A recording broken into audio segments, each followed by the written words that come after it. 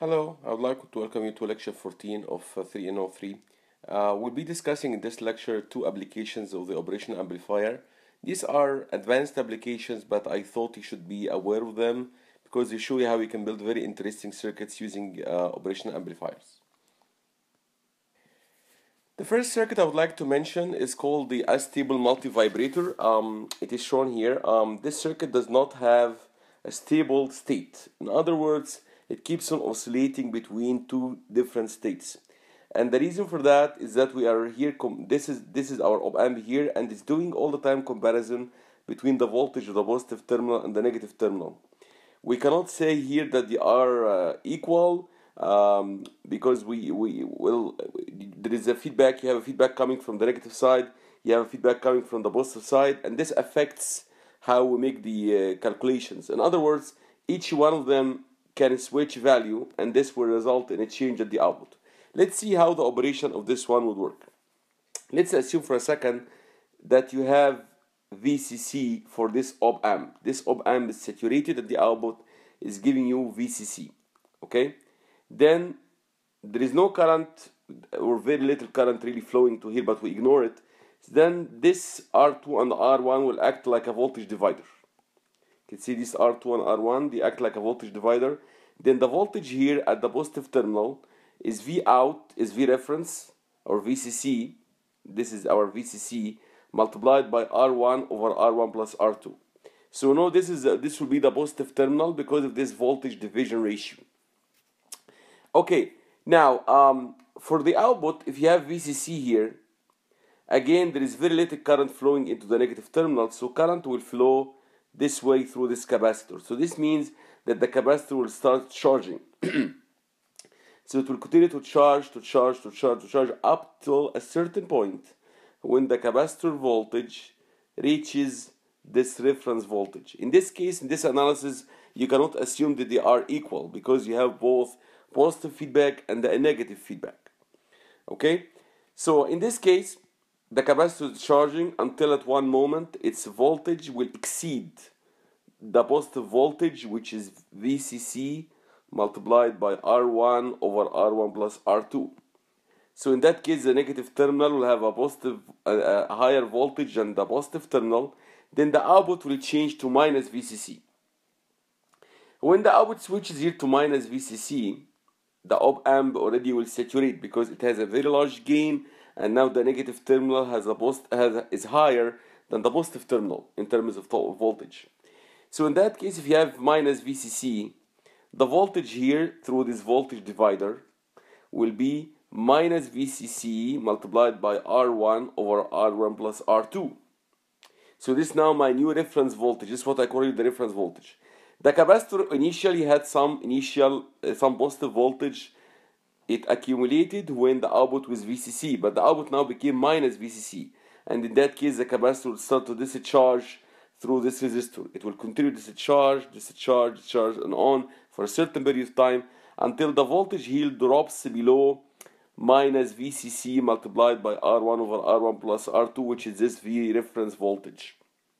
So in that case, the positive terminal will have a higher voltage than the negative terminal, and then the output switches to VCC. And then we repeat the cycle again. The VREF will be VCC multiplied by R2 over R1 plus R2. The capacitor will start charging, okay, from the negative value it reached, which is minus VCC R2 over R1 plus R2. It will charge up to VCC multiplied by R2 over R1 plus R2. And then it's charging up to a certain time when the voltage exceeds VCC R1 over R plus R2, and then the output goes again to minus VCC. So you can see that the output V out here is switching between VCC and minus VCC, and the time it takes to switch depends really on the resistor R and the capacitor C.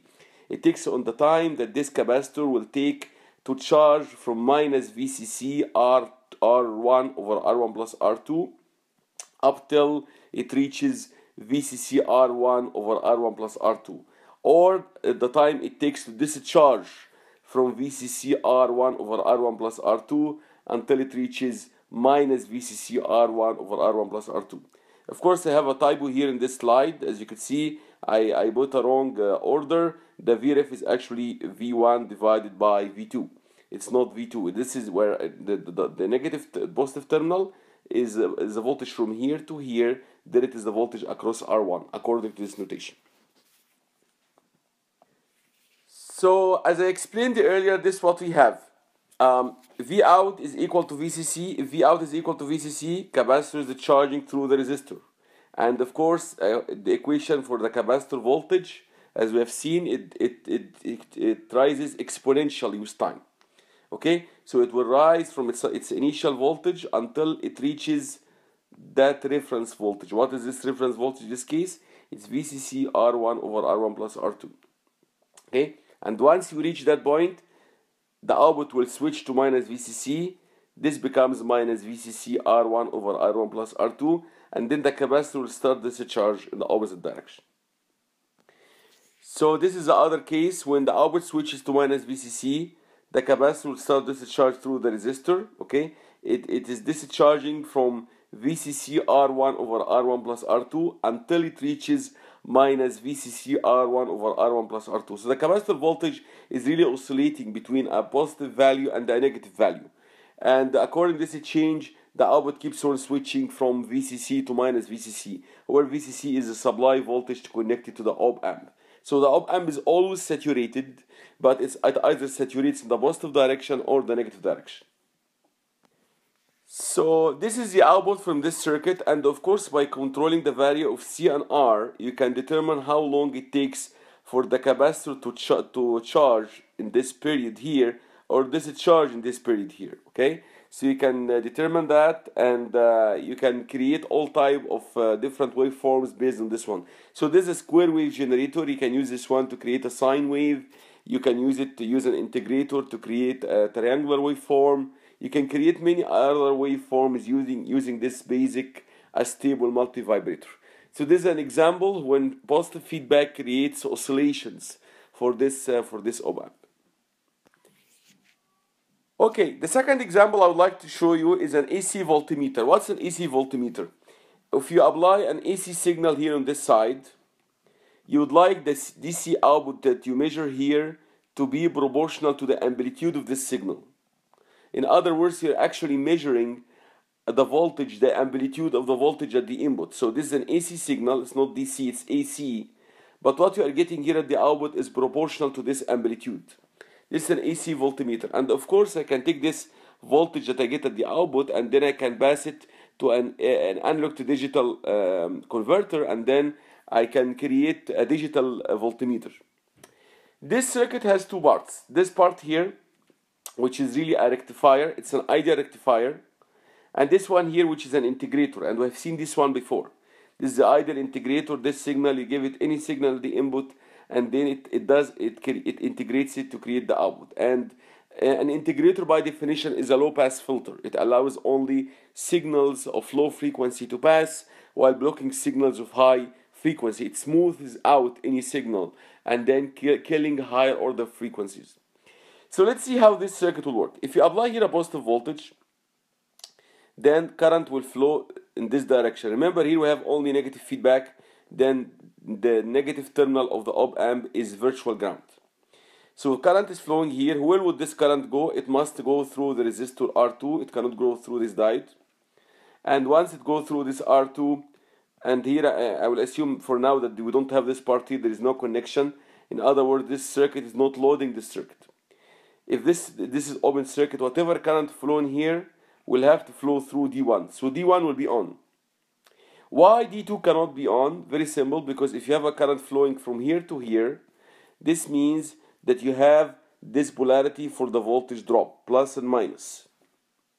Okay, so, and here you have even more voltage drop. So in this case, the anode of D2 will be negative relative to the cathode. So this diode is reverse biased, while this diode can be forward biased. Okay, so in this case, this is the case we have in earlier case, in earlier problem. V out for the positive side is equal to minus R2 over R1 multiplied by V in. So for any positive input, the output will be equal to minus R2 over R1 multiplied by Vn. It's really an inverting amplifier. This diode does not add that much because the voltage here is already determined by this current. Okay, this is ground, and I know this current from that current. They are both equal. This current here is equal to this current here. So it's an inverting amplifier. V out is equal to minus R2 over R1 multiplied by Vn. Now, what if we have a negative input? If you have a negative input, let me first erase this one here. Erase this red thing I drew. Now, if you have a negative input here in this terminal, then this means that current will be flowing in this direction. Okay, for current to flow in this direction, we must correct things a little bit. Let me fix this one here. Erase this wall. So let me correct this one. If current is flowing in this direction here, where would this current go? Well, this current means that you can get a current. There must be a current flowing in this diode as well. So a current will be flowing in this diode. It must be flowing in this diode. And if you have a current flowing in this diode, because remember what will happen if you have a current flowing in this part, in this direction here, in this direction like that, then you are actually making this terminal more positive than this terminal. So you are actually forward biasing these two diodes. This is what's happening here. When you have a negative input here, you are trying to force a current in this direction. But forcing a current in this direction means that you'll have a current flowing in this direction, whether it is in the resistor or it's in the diodes. Okay? In both cases, this means that this side will have a higher potential than ground, because current is flowing from here to ground. So this is going to be positive, meaning that these two diodes will be on. So if these two diodes are on, means that this resistor is being short-circuited. So if these two diodes have zero on resistance, which you usually select them to be, this means that the output will be 0 plus 0 and it's shorted to ground. So in that case, this is an ideal it's an ideal rectifier. It allows only the positive signal to go through, and then it gets amplified with a negative signal, with a negative sign. But negative signal, when you have a negative voltage, this negative voltage creates a short circuit. Okay, it really shorts the output, and then it shorts the output, and in that case, you cannot have any this whole resistance being short out, and in that case, you don't have anything flowing in the circuit. It's simply ground. Everything is really ground here in this case. Okay, so this one will be shorted out as well. So what we get here at this point is simply a rectified version of the input, rectified and amplified with a negative sign. So the positive side of the sign will be amplified with a negative sign. The negative side is simply short-circuited. Okay? So this is what you get. This is your input. It's a sine wave. We agreed that the circuit I discussed allows only the positive side to be amplified with a negative gain, which is minus R2 over R1. And then it blocks the negative side as shown here. It simply creates perfect short circuit if you have ideal diodes. Now, this is a rectified sinusoidal waveform. A rectified sinusoidal waveform can be expanded in terms of Fourier expansion into an infinite sum of frequencies. So this one has DC. The DC value is minus R2 over R1 Vm over pi. So this multiplies 1.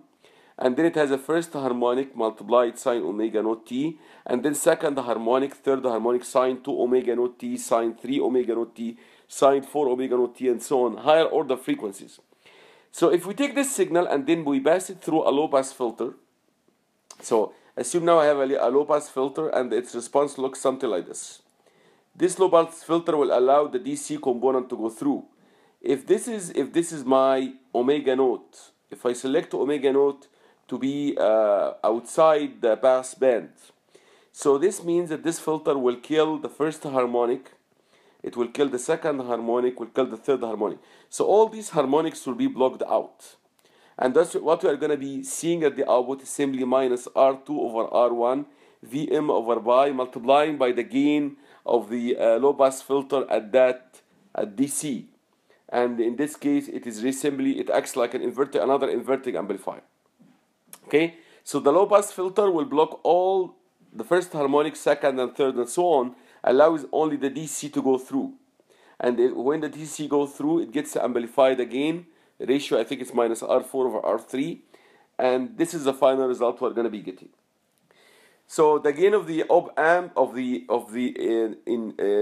low pass filter at DC the capacitor is open circuit, and in that case it's an inverting amplifier whose gain is minus R4 over R3. So if you multiply minus R4 over R3 by the DC signal we have, which is minus R2 over R1 Vm over pi, the minus sign will cancel with negative sign, and then you get something very interesting. You get that the DC output measured at the output from the low pass filter is proportional to the amplitude of the sine wave.